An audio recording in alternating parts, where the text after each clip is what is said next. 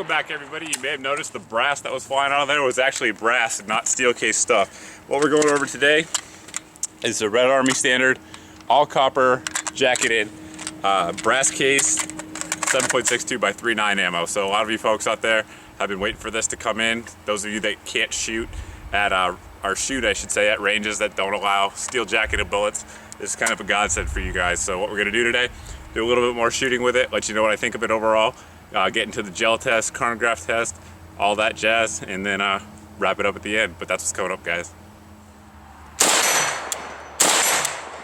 The gun that we're going to be using in today's test, although it may not look like it anymore, is just your standard Wasser 1063, 16-inch barrel, and that's what we're going to use for both the upcoming chronograph as well as the gel test.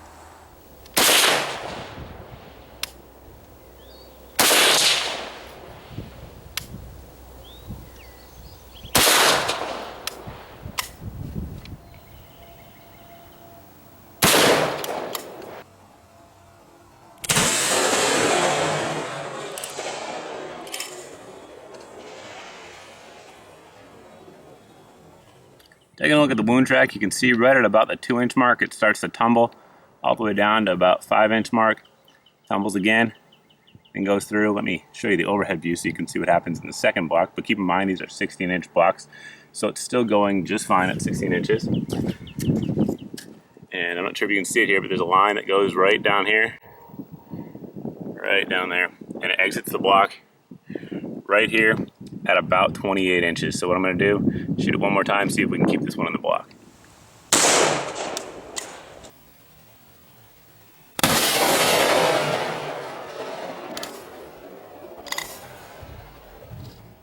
As you're looking at it, the wound track on the bottom here, you can kind of see it because it's deep in that block. I wanted to make sure we got it deep in there to prevent the chances of it escaping. But the one down here is the second one, the other one's the first one. So you can see again, it tumbles pretty violently right about the 2-inch mark right here.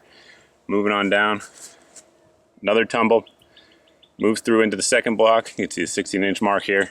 It's still tumbling, another good tumble right here that you can see from about 19 to 22 inches. Unfortunately, it exits the block right here at 25 inches. Unfortunately, I couldn't get around to stay in the gel block, but fortunately, that means it's tumbling a lot. So it's doing a lot of tissue damage as it's moving through the soft tissue.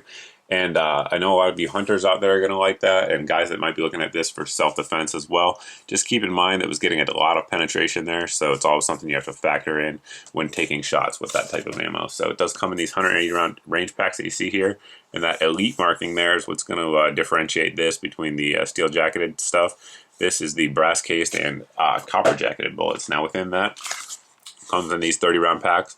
And you can take a look at that and you'll see across the board very consistent ammo, nice annealing on the cases. For those of you that don't know annealing is this discoloration here caused by heat that allows the round to be reloaded more times and gives you a longer case life. So just something to keep in mind there. In terms of the actual bullet itself, it is a 123 grain flat base bullet similar to the M67 that's been out there for a while now. If you look at the gel test that you just saw here, you'll see that it mirrors a lot in terms of performance the M67 published results. So it looks like it, it's designed like it, it seems to act just like it in the gel as well. The case itself is lacquer sealer, the primer I should say is lacquer sealed to keep out corrosion, and up front the case mouth there is sealed with a black Lucas, similar to what a lot of countries use in their military ammo. Like I know Israel uses the black Lucas to seal it. You really can't see it, but it is in there and it keeps the water and the moisture out as well. These rounds are made in Bosnia by Igman, and they have a long history of making quality military rounds, and this one seems to be made to the same standard that they're known for. In terms of accuracy, this round out of my C39 was getting right around 3-inch grooves with iron sights. I put that on the Krebs 103, which is one of my more accurate AKs.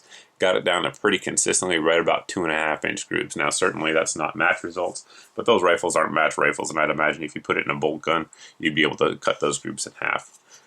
Now, the big test that I know a lot of you guys want to see is the magnet test. Here we have our standard Red Army standard steel case stuff and steel jacket stuff. You'll see it sticks right on the magnet. So if you go to your range with this stuff and it doesn't allow it, you'll be disallowed from using it. Now, this stuff here does not stick on the bullet, nor on the case. So you can see there's absolutely no steel in there. It is brass cased. and copper jacketed.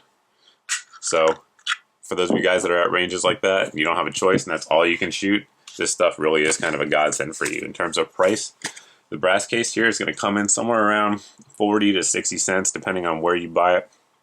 And if you look and how much you buy, and if you look around the market for brass case 7.62, that's a pretty good price. Now it may seem expensive compared to this stuff, but if you're into reloading or if you need it, the cost may not be that high. If you guys have any questions about this ammo or anything else I test here on the channel, you can always post below in the comment section. You can also post over at my Facebook page. But thanks for watching, thanks for subscribing, and I hope to see you guys in the next video.